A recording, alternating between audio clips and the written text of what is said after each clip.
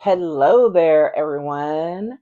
Glad to be here today. So, today we are going to be exploring how to develop your advocacy muscle for you in your life, right? Not just at work or at home, but what it means to develop yourself um, so that you can be your authentic self when it comes to speaking up wherever you are.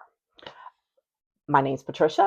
I am here sharing with you all because in this part of the internet, we are celebrating all things leadership, um, growth, and relationship building, empowerment, and self care with the primary focus and impact on how that works for women, professionals, and entrepreneurs, and how they can utilize these things in their everyday lives.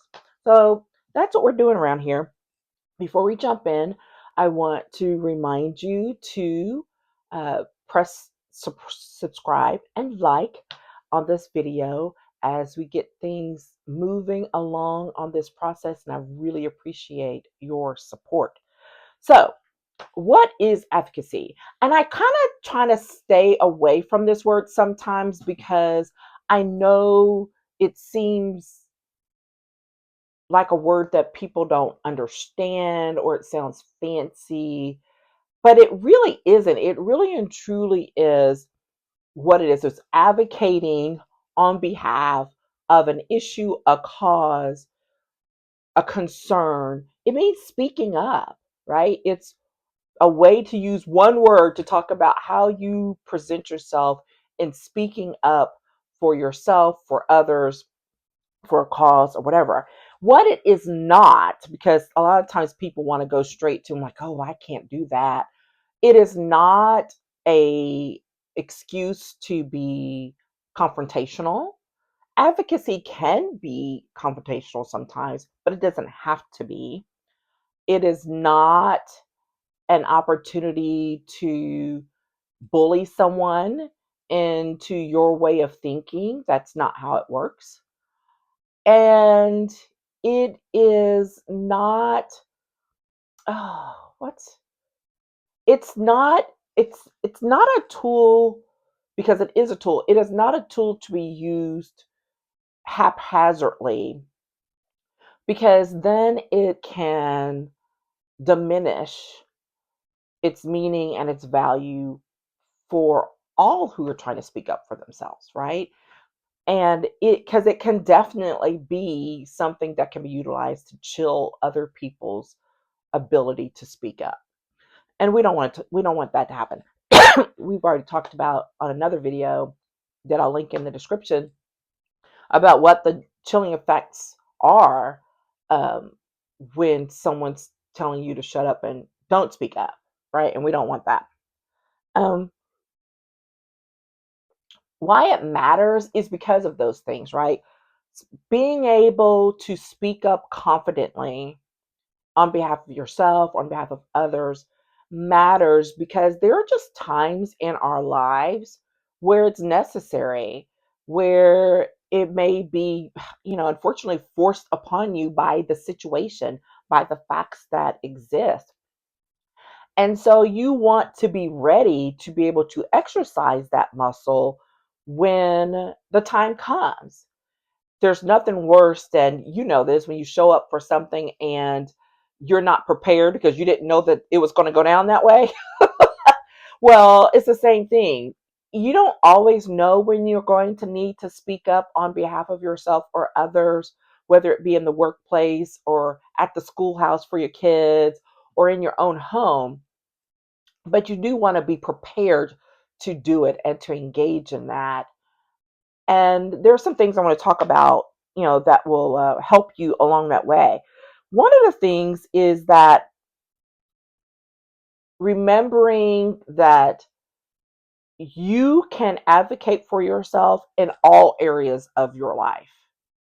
And I know some people may balk at that because they're like, oh, well, I can't do that at work. Oh, absolutely, you can.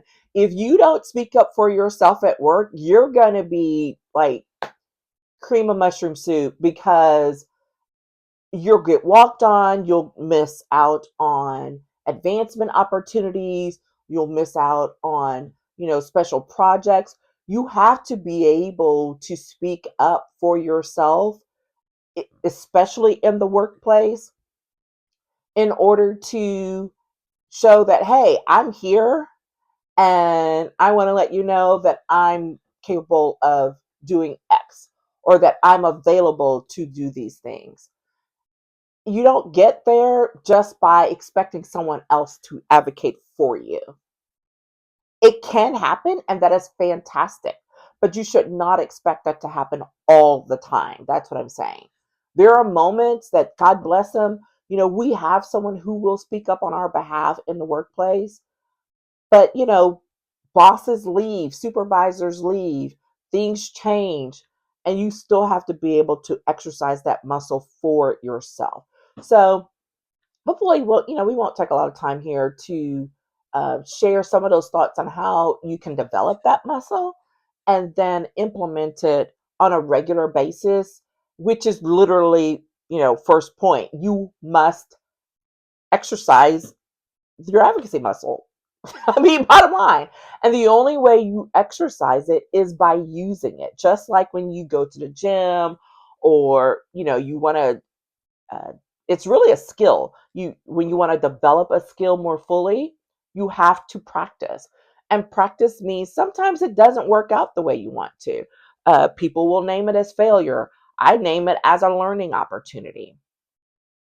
So, unfortunately, everything doesn't always go your way. You can speak up for yourself or for someone else and advocate for a position, and it won't necessarily go the way that you anticipated or that you would have wanted.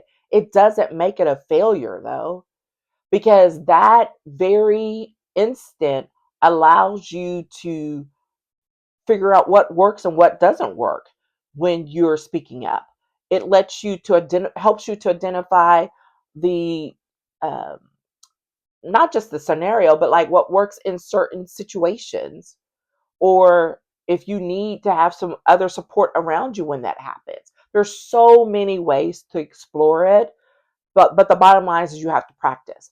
And you have to practice everywhere, not just in one space, but in all spaces.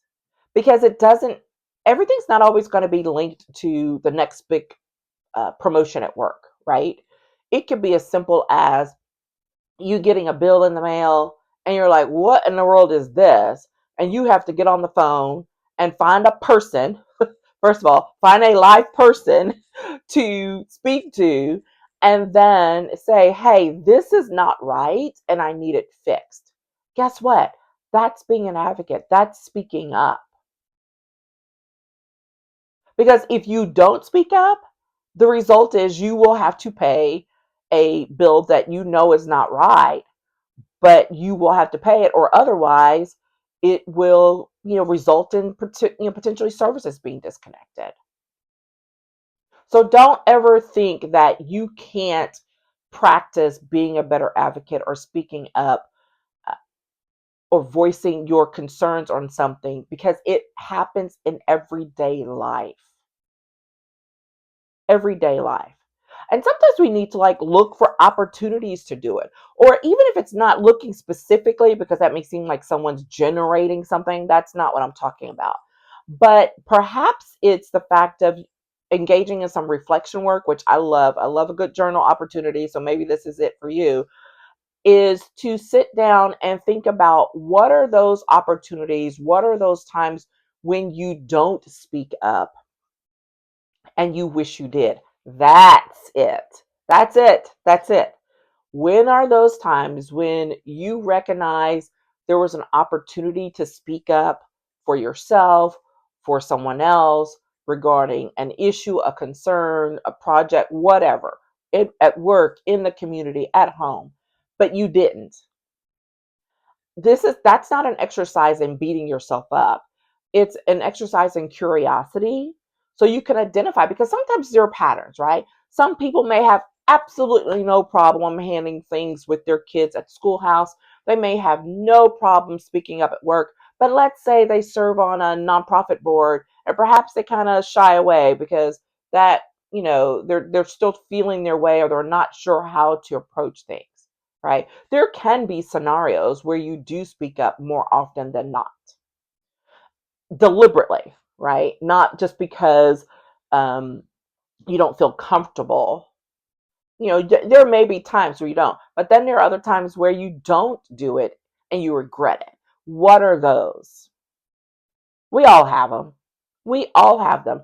As much as I've been doing this, and I tell you, I have been engaged in advocacy work since I was, I don't know what, 20 years old, professionally, right? So not just um, for the fun of it, but like I've been paid to be a professional advocate. I was a registered lobbyist for over 20 years, working in education policy, engaged in a lot of nonprofit board work. And so I've been doing this professionally and otherwise for over 30 in total. In total. And the reality is, it all doesn't always go so well. But that doesn't mean I stopped trying. Does not mean that I stopped trying. Absolutely don't stop trying. But I'm always open to learning and exercising that muscle. All right. So that's why I want to encourage you to know that you must exercise, engage in the reflection work to figure out what that looks like for you, which gets me to point number two, which is you have to get to know your own voice and how you want to show up in the world. And guess what? You don't do that if you do not practice. And the other thing is, because people think, oh, well, they'll be fine. I'll just do what so and so does. Don't do that. It will not come across as authentic. It will be forced. It will not go well. People can identify a fake. They can identify when you're unsure of yourself. Because a lot of times when you're engaging or copying someone else, it's either inauthentic, even though you could pass it off and be very confident about it, but you can be confidently inauthentic, or you can be so uncomfortable because you know it's not authentic to you that you stumble through your words, that you forget what you're saying. All right, we had a little interruption there. So the thing is, you can know how to do these things better if you make sure to take the time to get to know your own voice and how you want to show up in the world and what that looks like for you. And that can evolve over time, right? The way I showed up in the world 20, 30 years ago is not the way I show up in the world right now, because life teaches you lessons and you learn from them. You have to learn from them and you have to continue to move forward so that you can develop again over time. Just keep it going. And I encourage you to think about that. I know in my own experiences, oh my gosh, there's so many different places and times. I think probably my moments where I regretted not speaking up on something were more than likely at work, right? Especially, a lot of times I was the only or one of few um, African Americans in a space, and definitely the only Black female in a space. And so I felt like I had to be mindful of how I responded or how I interacted on certain things. And I have regretted that. And I've learned over the years, because my voice is valuable regardless. And so I've learned how to speak up and do that, and do it in a way that honors my integrity and how I want to show up and how I want people to perceive me. And I don't mean that in a people pleasing kind of way, because that can get there, and that's not what I'm going for, not at all. So I encourage you to engage in that work and think about that. The other thing is, um, it's so helpful to connect. The third thing, it's so helpful to connect with empowering people. Oh my gosh. And by empowering people, I mean folks who are on similar journeys, who have been there, let's say, who are willing to support you, that you can go, give a quick rant to.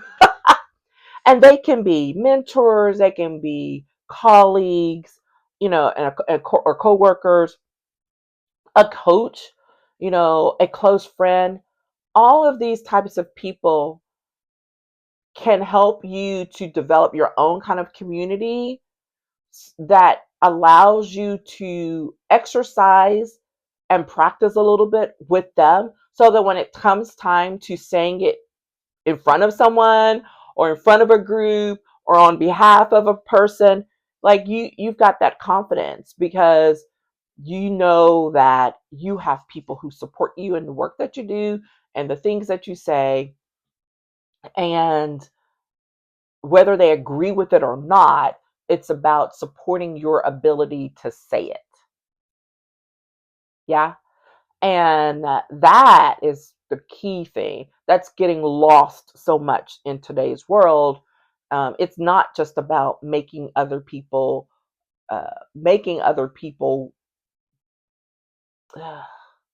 not making them hear, but making them adhere to what it is you're saying, but at least to be willing to stop and listen regardless of agreement. I think that's a good way to say that. I think that was a good way to say that.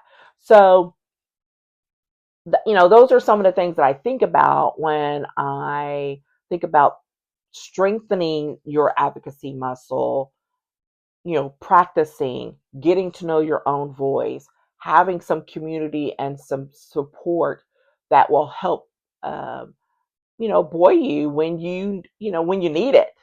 Because trust you me, there have been moments when I had to speak up and then I had to leave and go, whoo, call somebody or say, oh my God, you're not going to believe what just happened.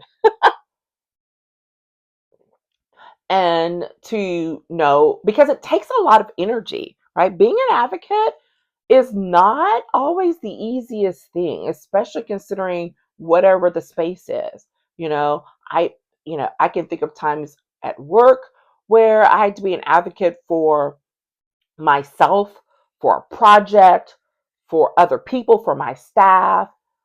And that takes energy, just like it does when you're having to go engage with a coach or a teacher at school on behalf of your child if you have children, right? Or let's say you're serving in the community in a leadership position, and it's going to be a tough one. Well, being able to speak up in those spaces matters, and you have to practice. And sometimes there's a quote, and I don't remember who it is, and I'm going to butcher it, but it's talking about sometimes needing to speak up, even if your voice is shaking and quivering in the process, but speak up anyway. I'm going to have to go find that quote. I don't remember, but the context for it. But that's the idea here, right? Is speaking up even in spite of whatever's going on, whatever the challenge is, but knowing that you can do it and actually taking the action. You know. So that's it. That's some thoughts. We'll see. If we go some more on some of this advocacy, I feel like it will be, because there's so many people and there's so many things going on in the world where people are doing it and they haven't had the practice or the experience, and so they're kind of like, wait, how can I do it? What can I do?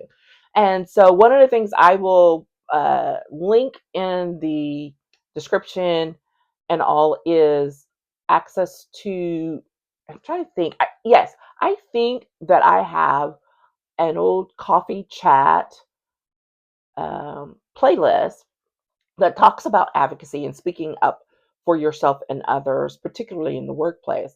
And so I will put a link to that in the description as well.